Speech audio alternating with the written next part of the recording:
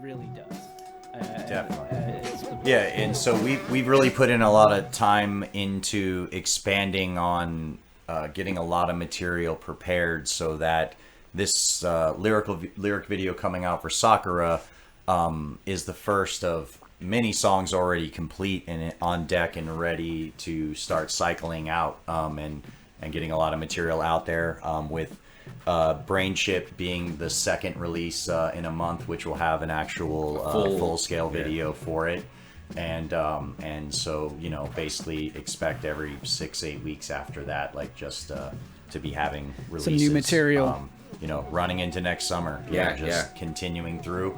Then we also have some other multiple side projects that we're kind of working on as well that will start to have things being released, interlacing midway through the transcribe releases. So me and Nate have a project we're working on called Astronauts that singles will start dropping through in between the first and second EP. She has some crazy Chris projects as well coming out. Yeah, I've got a solo thing. I got a couple other Orlando people possibly involved, already in the works.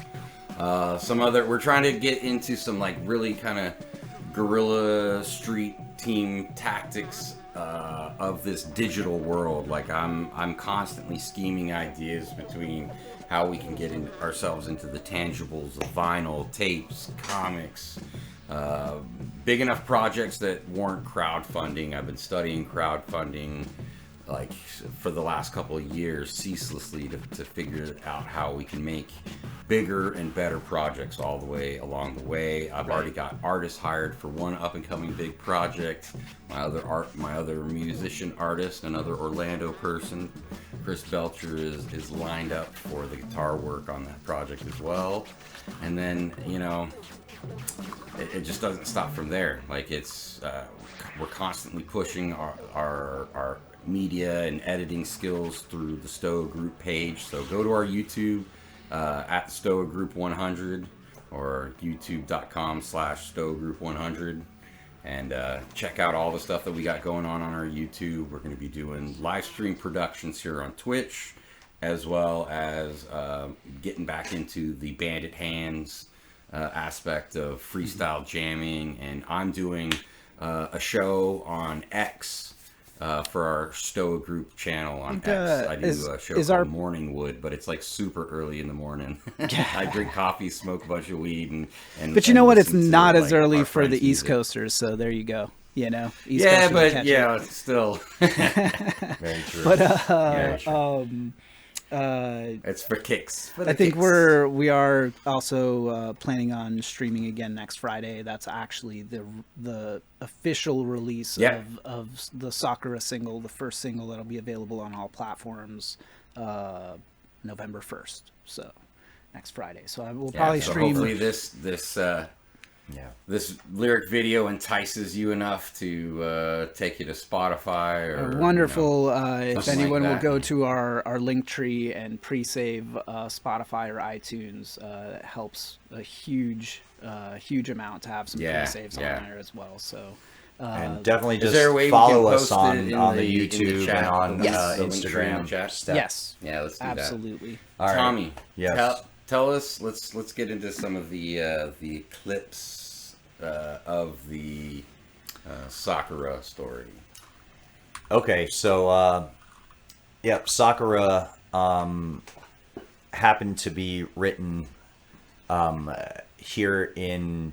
There was an 8-month span of 2 different eclipses that came over the United States, and essentially when the first one was coming through, we had just kind of finalized the bulk of writing the song musically, and I just kind of went outside and was sitting under the eclipse and kind of thinking of, for some reason for me, the song, it was supposed to originally be more on the third project that we're releasing on all this stuff we're talking about, but I kind of had this feeling of it just being just the vibe for the first song, the first release, and what the content should be about, setting the stage for what is to come lyrically for this whole project.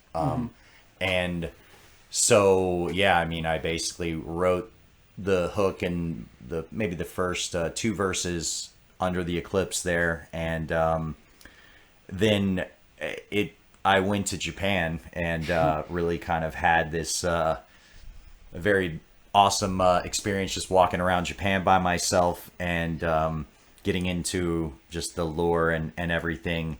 I kind of wrote a little bit more on the song, and then when I came back, obviously we had the secondary eclipse, and we had kind of reworked the end of the song, and I kind of went out there essentially at the same time of Totality and finished writing the song. And so it was cool. It wasn't a thing that was supposed to be planned that way or even mentioning an eclipse in any way, but to me, that's the third eclipse I've kind of participated in. The first one, nice. Maybe 7 years ago, I went to actual Totality, and basically just being a part of something that's like rare and quick and a blip of a moment in time is how Sakura kind of kept its name.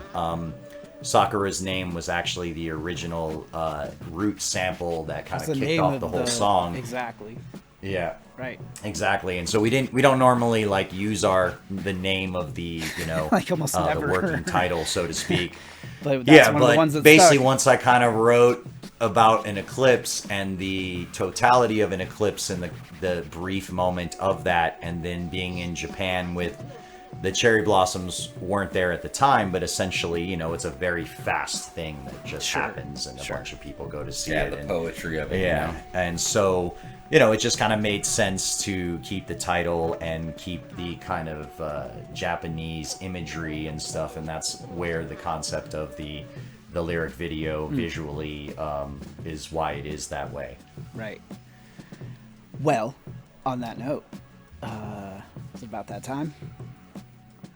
I think so. We covered. We had some bullet points we wanted to make sure we touched. I think we got. How's everybody doing in the chat? You guys got any questions for us? Got anything you want to ask before we get into the show? I'm gonna post the Linktree link in the chat here in a moment, but I'm not gonna do it let's until get a rally on. Not do it till after the video because technically in the same room. Yeah, that's it. Yeah. Same fucking spot. Yeah, what's up, Travis? I saw you. You said what up a few minutes ago, so it's good to have you. Yeah, no doubt. But definitely, anyone that joined is the part of the origin story of starting at ground zero, and we really, this project really means a lot to us. The time and energy, but also the evolution of where Biting Bullets was to where we are now. We feel individually and as a group that we've just really transformed so far beyond where we were.